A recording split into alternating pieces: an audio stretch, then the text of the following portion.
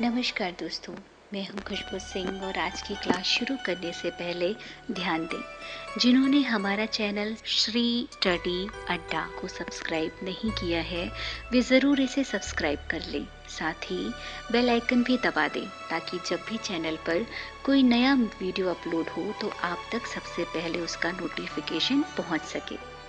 इस चैनल की सबसे खास बात यह है कि यहाँ हमारे चैनल पर आप पूरी किताब को रोचक अंदाज में एक कहानी की तरह सुनवा समझ सकते हैं।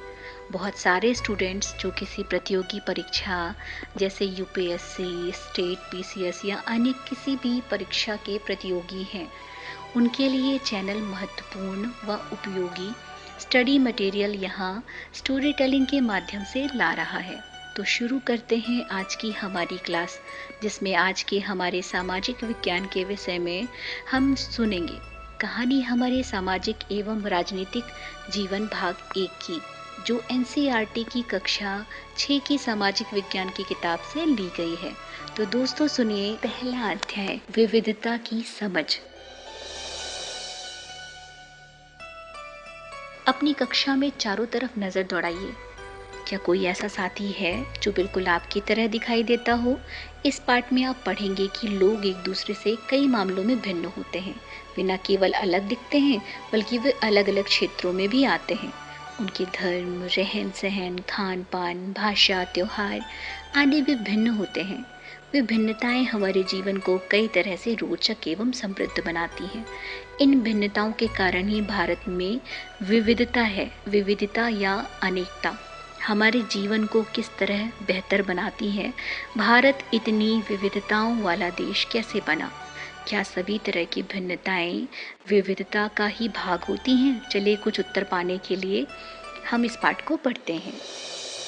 आपकी उम्र के 3 बच्चों ने ऊपर दिए गए चित्र बनाए हैं। खाली बक्से में आप अपना चित्र बनाइए। क्या आपका चित्र अन्य 3 चित्रों जैसा ही है? हो सकता है कि आपका चित्र इन तीनों से बहुत भिन्न हो, जैसे कि ये तीनों चित्र भी आपस में एक दूसरे से नहीं मिलते हैं। ऐसा इसलिए है कि हम सबका चित्रकारी करने का अपना अपना एक तरीका होता है। जिस तरह हमारी चित्रकारी में भिन्नता है, उसी तरह हमारे रंग रूप, खान पान आदि में भी भिन्नता है। आपकी अध्यापिका जी की सहायता से यह पता कीजिए कि आप में से कितने साथियों के जवाब एक जैसे हैं। क्या कक्षा में कोई ऐसा साथी भी है जिसकी सूची आपकी सूची से हूबहू मिलती है? शायद नहीं हो। हालांकि ऐसा होगा कि कई साथियों के कुछ जवाब आपके जवाबों से मिलते जुलते होंगे। कितने साथियों को आपके जैसे किताब पढ़नी पसंद है? आपकी कक्षा में विद्यार्थी कुल मिलाकर कितनी भाषाएं बोलते हैं? इनसे अब तक आपको यह अंदाज़ा हो गया होगा, कई मामलों में आप अपने साथियों की तरह हैं और कई मामलों में आप उनसे अलग हैं। दोस्ती करना, क्या ऐसे इंसान से दोस्ती करना आपके लिए आसान होगा जो आपसे बहुत भिन्न है? नीचे दी गई कहानी पढ़ें और इस बारे में सोचें। मैंने उसे एक मजाक की तरह लिया है, मजाक जो कि फटे पुराने कपड़े पहने इस छोटे से लड़के के लिए था, जो जनपद के भीड़ भाड़ वाले चौराहे की लाल बत्ती पर अखबार बेचता था। मैं जब भी वहाँ से साइकिल से गुजरता, वह अंग्रेजी का अखबार हाथ में लहराते हुए मेरे पीछे भागता और उस दिन की सुर्खियों को हिंदी अंग्रेजी के मिले जुले शब्दों में चिल्लाकर सुनाता रहता। इस बार मैं पटरी के सहारे रुका और मैंने उससे हिंदी का अखबार मांगा। उसका मुंह खुला का खुला रह गया। उसने पूछा, मतलब आपको हिंदी आती है? बिल्कुल, मैंने अखबार के पैसे देते हुए कहा। क्यों, तुमने क्या सोचा? वह रुका। पर आप तो अंग्रेज लगते हो, वह बोला। मतलब कि आप हिंदी पढ़ भी सकते हो? हाँ, बिल्कुल पढ़ सकता हूँ। इस बार मैं थोड़ा अधीर होते हुए बोला। मैं हिंदी बोल सकता हूँ, पढ़ सकता हूँ, लिख भी सकता हूँ। मैंने स्कूल में दूसरे सब्जेक्ट के साथ हिंदी भी पढ़ी है। सब्जेक्ट? उसने पूछा। जो कभी स्कूल नहीं गया उसको मैं क्या समझाता कि सब्जेक्ट क्या होता है? कुछ होता है। मैंने शुरू किया ही था कि बत्ती हरी हो गई और मेरे पीछे गाड़ियों के हॉर्न का शोर शुरू हो गया। मैंने भी अपने आप को ट्रैफिक के साथ आगे बढ़ने दिया। अगले दिन वह फिर से वहाँ पर था। वह मुस्कुरा रहा था और मेरी तरफ हिंदी का अखबार बढ़ाते हुए उसने कहा, भैया आपका अखबार। अब बताइए ये सब्जेक्ट क्या चीज़ होती है? अंग्रेजी का यह शब्द उसकी ज़बान पर अजीब लग रहा था। ऐसा लग रहा था मानो अंग्रेजी में सब्जेक्ट शब्द का दूसरा अर्थ है प्रजा। इस अर्थ में वह उसका प्रयोग कर रहा था। ओह, ये कुछ पढ़ाई लिखाई से संबंधित है, मैंने कहा। उसके बाद क्योंकि बत्ती लाल हो गई थी, सो मैंने पूछा, तुम कभी स्कूल गए हो? कभी नहीं, उसने जवाब दिया। फिर बात बढ़ाते हुए उसने गर्व से कहा, मैं जब इतना ऊंचा था तभी से मैंने काम करना शुरू कर दिया था। उसने मेरी साइकिल की गद्दी के बराबर अपने आप को नापा। पहले मेरी माँ मेरे साथ आती थी, लेकिन अब मैं अकेले ही कर लेता हूँ। अब तुम्हारी माँ कहाँ है? मैंने पूछा, पर तब तक बत्ती हरी हो गई थी और मैं चल पड़ा। मैंने उसे अपने पीछे कहीं से चिल्लाते हुए सुना, वह मेरठ में है और उनके साथ। बाकी ट्रैफिक के शोरगुल में डूब गया। मेरा नाम समीर है, उसने अगले दिन कहा और बड़े शर्माते हुए मेरा नाम पूछा। आपका नाम? ये तो बड़े आश्चर्य की बात थी। मेरी साइकिल टकमकाई। मेरा नाम भी समीर है, मैंने बताया। क्या? उसकी आंखें एकदम से चमक उठी। हाँ, मैंने मुस्कुराते हुए कहा। तुम्हें पता है समीर का अर्थ है हवा, पवन। और पवन पुत्र कौन है जानते हो ना? हनुमान। तो अब से आप समीर 1 और मैं समीर 2, उसने खूब खुश होते हुए कहा। हाँ ठीक है, मैंने जवाब दिया और अपना हाथ आगे बढ़ाया। हाथ मिलाओ समीर 2। उसका छोटा सा हाथ मेरे हाथ में एक नन्ही चिड़िया की तरह समा गया। मैं साइकिल चलाकर आगे बढ़ चुका था, पर उसके हाथ की गर्माहट अब तक महसूस कर रहा था। अगले दिन उसके चेहरे पर उसकी चिरपरिचित मुस्कान नहीं थी। मेरठ में बड़ी गड़बड़ हो गई थी, उसने कहा। वहाँ दंगों में बहुत लोग मारे गए हैं। मैंने मुख्य अखबार की सुर्खियों की तरफ देखा। बड़े बड़े अक्षरों में लिखा था, सांप्रदायिक दंगे। लेकिन समीर, मैंने शुरू किया ही था। मैं मुस्लिम समीर हूँ, वह बोल पड़ा। और मेरे सभी लोग मेरठ में हैं। उसकी आंखें भर आईं। जब मैंने उसके कंधे पर हाथ रखा, उसने ऊपर नजर नहीं उठाई। अगले दिन वह चौराहे पर नहीं था। उसके अगले दिन वह दिखा और ना ही फिर कभी। अंग्रेजी या हिंदी का कोई अखबार मुझे नहीं बता सकता था कि मेरा समीर 2 आखिर कहाँ गया। जहाँ समीर 1 को अंग्रेजी ज़्यादा अच्छी आती है, वहीं समीर 2 हिंदी बोलता है। हालांकि दोनों की भाषाएं अलग हैं, फिर भी दोनों एक दूसरे से बात कर पाए। उन्होंने इसके लिए प्रयास किया क्योंकि उनके लिए बात करना महत्वपूर्ण था। समीर 1 और समीर 2 की धार्मिक व सांस्कृतिक पृष्ठभूमि भी अलग है। जहाँ समीर एक हिंदू है, वहीं समीर 2 मुसलमान है। दोनों में दोस्ती हुई क्योंकि दोनों दोस्ती करना चाहते थे। खान पान, पहनावा, धर्म, भाषा आदि की ये भिन्नताएं विविधता के पहलू हैं। अपनी विविध धार्मिक और सांस्कृतिक पृष्ठभूमियों के अलावा समीर 1 और समीर 2 कई अन्य मामलों में भी एक दूसरे से अलग थे। उदाहरण के लिए, समीर 1 ने स्कूल में पढ़ाई की थी, जबकि समीर 2 अखबार बेचता था। समीर 2 को स्कूल जाने का मौका मिला ही नहीं। संभवतः अपने इलाके में ऐसे कई लोगों को देखा होगा जो गरीब हैं और जिनकी भोजन, घर और कपड़े की ज़रूरत भी पूरी नहीं हो पाती। यह फ़र्क उस फ़र्क से अलग है जिसके बारे में हमने पहले पढ़ा है। यह विविधता का रूप नहीं है, बल्कि गैर बराबरी का रूप है। गैर बराबरी का मतलब है कि कुछ लोगों के पास ना अवसर है और ना ही ज़मीन या पैसे जैसे संसाधन जो दूसरों के पास होते हैं। इसलिए गरीबी और अमीरी विविधता का रूप नहीं है, यह लोगों के बीच मौजूदा असमानता यानी गैर बराबरी है। जाति व्यवस्था असमानता का एक और उदाहरण है। इस व्यवस्था में समाज को अलग अलग समूहों में बांटा गया। इस बंटवारे का आधार था कि लोग किस किस तरह का काम करते हैं। लोग जिस जाति में पैदा होते थे उसे बदल नहीं सकते थे। उदाहरण के लिए, अगर आप कुम्हार के घर में पैदा हो गए हैं तो आपकी जाति कुम्हार ही होती और आप बस वही बन सकते थे। कोई व्यक्ति जाति से जुड़ा अपना पेशा भी नहीं बदल सकता था। इसलिए उस ज्ञान के अलावा किसी अन्य ज्ञान को हासिल करना जरूरी नहीं समझा जाता था। इससे गैर बराबरी पैदा हुई। आप इस बारे में अगले पाठों में पढ़ेंगे।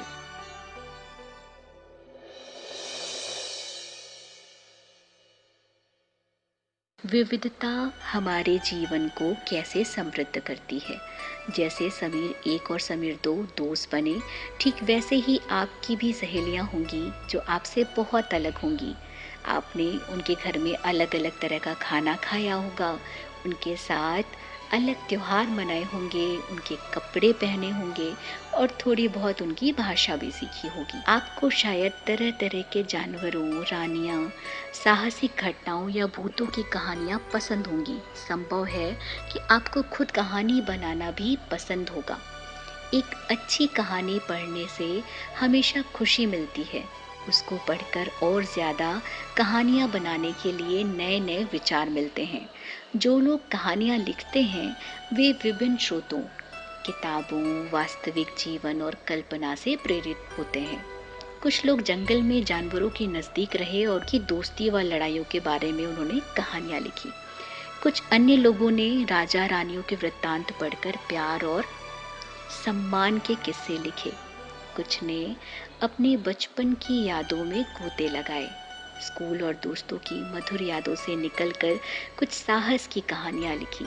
कल्पना कीजिए कि जिनकी कहानियां आपने सुनी या पढ़ी है, उन सभी कहानीकारों या कहानी सुनने वालों को ऐसी जगह पर रहना पड़े जहां लोग केवल दो ही रंग के कपड़े पहनते हों, लाल एवं सफ़ेद, एक तरह का खाना खाते हों, समान रूप से केवल दो पशु पक्षी को पालते हों, उदाहरण के लिए हिरण और कौवा, और केवल सांप सीढ़ी खेल से अपना मनोरंजन करते हों।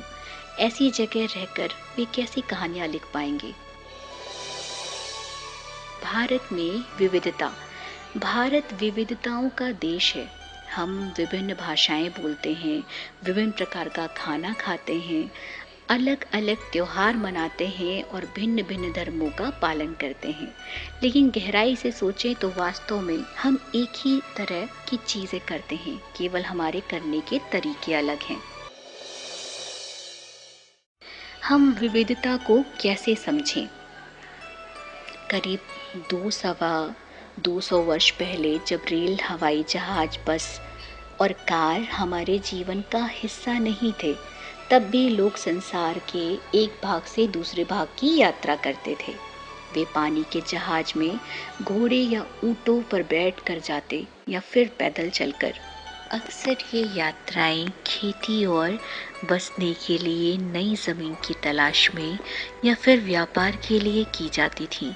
चूँकि यात्रा में बहुत समय लगता था, इसलिए लोग नई जगह पर अक्सर काफ़ी लंबे समय तक ठहर जाते थे। इसके अलावा सूखे और अकाल के कारण भी कई बार लोग अपना घर बार छोड़ देते थे। उन्हें जब पेट भर खाना तक नहीं मिलता था तो वे नई जगह पर जाकर बस जाते थे। कुछ लोग काम की तलाश में और कुछ युद्ध के कारण घर छोड़ देते थे। लोग जब नई जगह में बसना शुरू करते थे तो उनके रहन सहन में थोड़ा बदलाव सा हो जाता था। कुछ चीज़ें वो नई जगह की अपना लेते थे और कुछ चीज़ों में वो पुराने डर पर ही चलते रहते थे। इस तरह उनकी भाषा, भोजन, संगीत, धर्म आदि में नए और पुराने का मिश्रण होता रहता था। उनकी संस्कृति और नई जगह की संस्कृति में आदान प्रदान होता और धीरे धीरे एक मिश्रित यानी मिली जुली संस्कृति उभरती। अगर अलग अलग क्षेत्रों का इतिहास देखें तो हमें पता चलेगा कि किस तरह विभिन्न सांस्कृतिक प्रभावों ने वहाँ के जीवन और संस्कृति को आकार देने में योगदान दिया है। इस तरह से कई क्षेत्र अपने विशिष्ट इतिहास के कारण विविधता संपन्न हो जाते थे। ठीक उसी प्रकार लोग अलग अलग तरह की भौगोलिक स्थितियों में किस प्रकार सामंजस्य बैठाते हैं, इसमें भी विविधता उत्पन्न होती है। उदाहरण के लिए समुद्र के पास रहने में और पहाड़ी इलाकों में रहने में बड़ा फर्क होता है। न केवल यहाँ के लोगों के कपड़ों और खान पान की आदतों में फ़र्क होता है, बल्कि जिस तरह का काम वो करेंगे वो भी अलग तरीके का होगा। शहरों में अक्सर लोग यह भूल जाते हैं कि उनका जीवन उनके भौतिक वातावरण से किस तरह गहराई से जुड़ा हुआ है। ऐसा इसलिए कि शहरों में लोग विरले ही अपनी सब्जियां, अनाज उगाते हैं। वे इन चीज़ों के लिए बाजार पर ही निर्भर करते हैं। आइए भारत के दो भागों लद्दाख और केरल के उदाहरण के जरिए ये समझने की कोशिश करें कि किसी क्षेत्र की विविधता पर उसके ऐतिहासिक और भौगोलिक कारकों का क्या असर पड़ता है। लद्दाख जम्मू और कश्मीर के पूर्वी हिस्से में पहाड़ियों में बसा एक रेगिस्तान इलाका। यहाँ पर बहुत ही कम खेती संभव है क्योंकि इस क्षेत्र में बारिश बिल्कुल नहीं होती और यह इलाका हर वर्ष काफ़ी लंबे समय तक बर्फ से ढका रहता है। इस क्षेत्र में बहुत ही कम पेड़ उग पाते हैं। पीने के पानी के लिए लोग गर्मी के महीनों में पिघलने वाली बर्फ पर निर्भर रहते हैं। यहाँ के लोग एक खास किस्म की बकरी पालते हैं जिसमें पश्मीना ऊन मिलता है। यह ऊन कीमती है, इसलिए पश्मीना शॉल बड़ी महंगी होती है। लद्दाख के लोग बड़ी सावधानी से इस ऊन को इकट्ठा करके कश्मीर के व्यापारियों को बेच देते हैं। मुख्यतः कश्मीर में ही पश्मीना शालें बुनी जाती हैं। यहाँ के लोग दूध से बने पदार्थ जैसे मक्खन, चीज़ एवं मांस खाते हैं। हर एक परिवार के पास कुछ गाय, बकरी और याक होते हैं। रेगिस्तान होने का यह मतलब नहीं कि व्यापारी यहाँ आने के लिए आकर्षित नहीं हुए। लद्दाख तो व्यापार के लिए एक अच्छा रास्ता माना गया क्योंकि यहाँ कई घाटियाँ हैं जिनसे गुजरकर मध्य एशिया के काफिले उस इलाके में पहुँचते हैं जिसे आज तिब्बत कहते हैं। ये काफिले अपने साथ मसाले, कच्चा रेशम, दरिया आदि लेकर चलते थे। लद्दाख के रास्ते ही बौद्ध धर्म तिब्बत पहुंचा। लद्दाख को छोटा तिब्बत भी कहते हैं। करीब 400 साल पहले यहाँ पर लोगों का इस्लाम धर्म से परिचय हुआ और यहाँ पे अच्छी खासी संख्या में मुसलमान रहते हैं। लद्दाख में गानों और कविताओं का बहुत ही समृद्ध मौखिक संग्रह है। तिब्बत का ग्रंथ केसर सागा लद्दाख में काफ़ी प्रचलित है। उसके स्थानीय रूप को मुसलमान और बौद्ध दोनों ही लोग गाते हैं और उसका नाटक खेलते हैं। केरल भारत के दक्षिणी पश्चिम कोने में बसा हुआ राज्य है। यह एक तरफ समुद्र से घिरा हुआ है और दूसरी तरफ पहाड़ियों से। इन पहाड़ियों पर विविध प्रकार के मसाले जैसे काली मिर्च, लौंग, इलायची आदि उगाए जाते हैं। इन मसालों के कारण यह क्षेत्र व्यापारियों के लिए बहुत ही आकर्षित का केंद्र है। सबसे पहले अरबी एवं यहूदी व्यापारी केरल आए। ऐसा माना जाता है कि ईसा मसीह के धर्मदूत संत थॉमस लगभग 2000 साल पहले यहाँ आए। भारत में ईसाई धर्म लाने का श्रेय इन्हीं को जाता है। अरब से कई व्यापारी यहाँ आकर बस गए। इब्न बतूता ने जो करीब 700 साल पहले यहाँ आए, अपने यात्रा वृत्तांत में मुसलमानों के जीवन का विवरण देते हुए लिखा है कि मुसलमान समुदाय की यहाँ बड़ी इज्जत थी। वास्को डी गामा पानी के जहाज से पहुँचे तो पुर्तगालियों ने यूरोप से भारत तक का समुद्री रास्ता जाना। इन सभी ऐतिहासिक प्रभावों के कारण केरल के लोग विभिन्न धर्मों का पालन करते हैं, जिनमें यहूदी, इस्लाम, ईसाई, हिंदू एवं बौद्ध धर्म शामिल हैं। चीन के व्यापारी भी केरल आए। यहाँ पर मछली पकड़ने के लिए जो जाल इस्तेमाल किए जाते हैं वे चीनी जालों से हूबहू मिलते हैं और उन्हें चीना वाला कहते हैं। तलने के लिए लोग जो बर्तन इस्तेमाल करते हैं उसे चीना चट्टी कहते हैं। इसमें चीन शब्द इस बात की ओर इशारा करता है कि उसकी उत्पत्ति कहाँ हुई होगी। केरल की उपजाऊ जमीन और जलवायु चावल की खेती के लिए बहुत उपयुक्त है और जहाँ के अधिकतर लोग मछली, सब्जी और चावल खाते हैं। जहाँ केरल और लद्दाख की भौगोलिक स्थितियाँ एक दूसरे से बिल्कुल अलग हैं, वहीं हम यहाँ यह भी देखते हैं कि दोनों क्षेत्रों के इतिहास में एक ही प्रकार के सांस्कृतिक प्रभाव हैं। दोनों ही क्षेत्रों को चीन और अरब से आने वाली व्यापारियों ने प्रभावित किया। जहां केरल की भौगोलिक स्थिति ने मसालों की खेती संभव बनाई, वहीं लद्दाख की विशेष भौगोलिक स्थिति और ऊन ने व्यापारियों को अपनी ओर खींचा। इस तरह पता चलता है कि किसी भी क्षेत्र के सांस्कृतिक जीवन का उसके इतिहास और भूगोल से प्रायः गहरा रिश्ता होता है। विभिन्न संस्कृतियों का प्रभाव केवल बीते हुए कल की बात नहीं है।